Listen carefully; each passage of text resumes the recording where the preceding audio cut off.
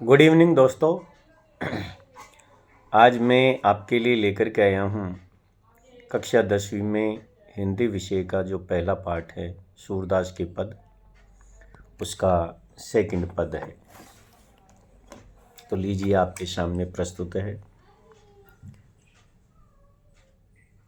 मन की मन ही मांझ रही, मन की मन ही मांझ रही, कहिए जाए कौन पे दो, नाई परत कही, मन की मन ही मांझ रही, अवधि आधार आस आवन की, तन मन बिथा सही, अवधि आधार आस आवन की, तन मन बिथा सही, अब इन जोग संदेशन सुन सुन, बिरहन बिरह दही, मन की मन ही मांझ रही, चाहती उती गुहार जित ही ते, उतते धार बही, चाहती उती गुहार जित ही ते, उतते धार बही, सूरदास सूरदास अब धीर धरई क्यों, सूरदास अब धीर धरई क्यों, मर जादा न लही, मन की मन ही मांझ रही। तो देखो बच्चों, इसका भावार्थ है, सबसे पहले ये समझना है कि ये बात किस संदर्भ में कही गई है, किस संदर्भ में यानी कि क्यों कही गई है। तो गोपियाँ जो है कृष्ण के आने का इंतज़ार कर रही थी और वो कृष्ण से कुछ कहना चाह रही थी, लेकिन कृष्ण है कि लौटकर नहीं आए। वो न आकर बल्कि मथुरा से कौन आए, कृष्ण के मित्र है जिनका नाम उद्धव जी है, वो आए हैं। तो ऐसा होने से, उद्धव के आने से, कृष्ण के ना आने से गोपियों की जो मन की बातें हैं वो मन में ही रह गई।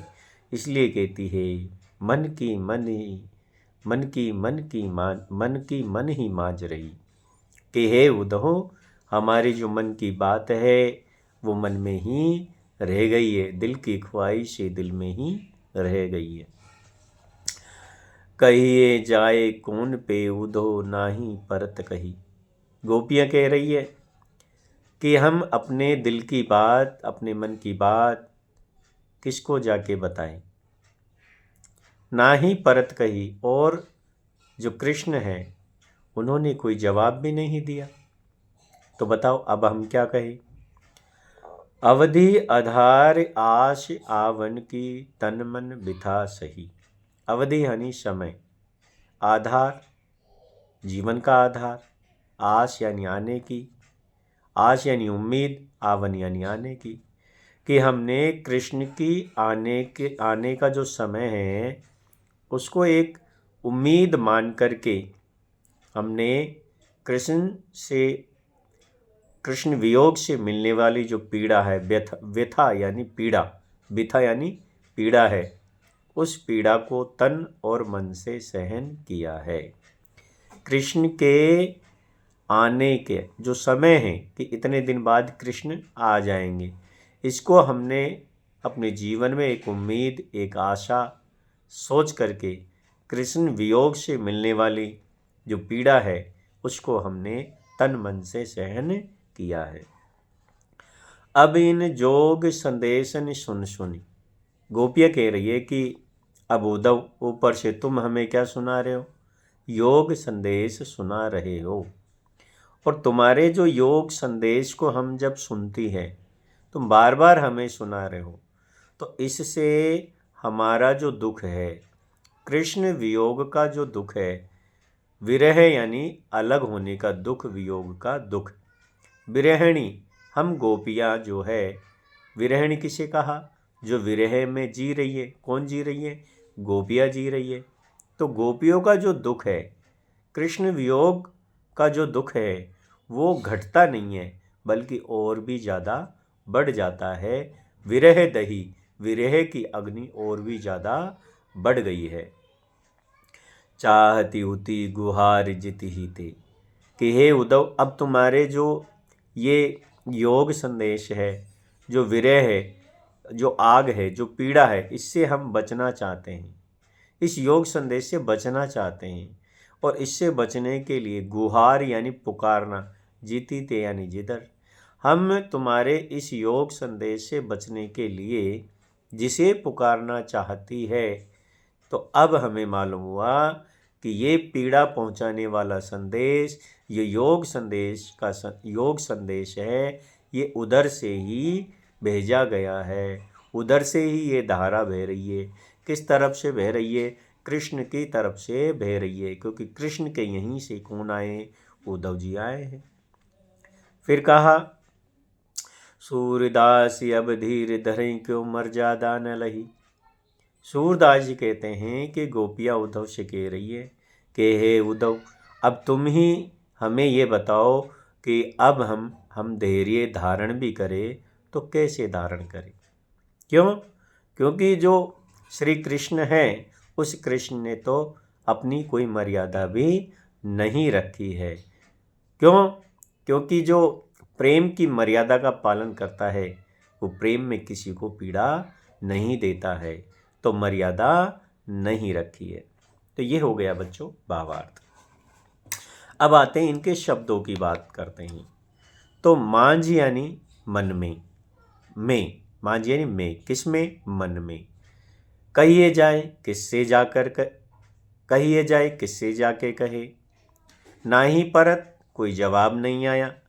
अवधि यानी समय, आधार यानी आधार, आश यानी उम्मीद में, आवन यानी आने की, बिथा यानी पीड़ा, संदेशन यानी संदेश, जोग यानी योग, विरहिणी यानी हम विरहणियाँ, विरह दुख, दही बढ़ रहा है, दुख की अग्नि बढ़ रही है, विरह की अग्नि बढ़ रही है।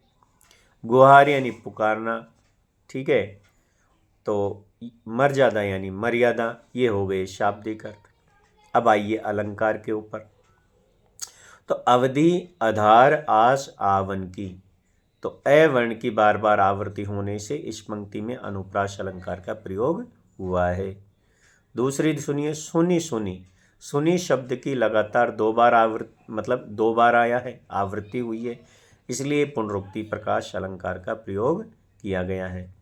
विरह दही, विरह की अग्नि बढ़ रही है, तो यहाँ पर रूपक अलंकार का प्रयोग किया गया है। तो अनुप्रास अलंकार है, रूपक अलंकार है और पुनरुक्ति प्रकाश अलंकार का प्रयोग किया गया है।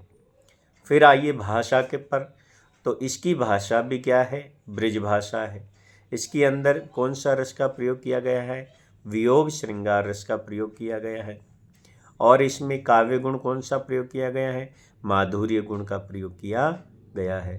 तो इस तरह आपको सप्रसंग, व्याख्या और विशेष लिखना है। तो ये कंप्लीट हुआ। तो उम्मीद है कि आप लोगों को आज का जो ये सेकंड पद है, दूसरा पद है, ये आपको समझ में आया होगा। और यदि आपको समझ में आया है तो हमारे चैनल को सब्सक्राइब ज़रूर करना, लाइक करना, शेयर करना और कमेंट्स करना कि आपको कैसा लगा है, और बेल आइकन को दबाना। ठीक है। धन्यवाद। जय हिंद, जय भारत।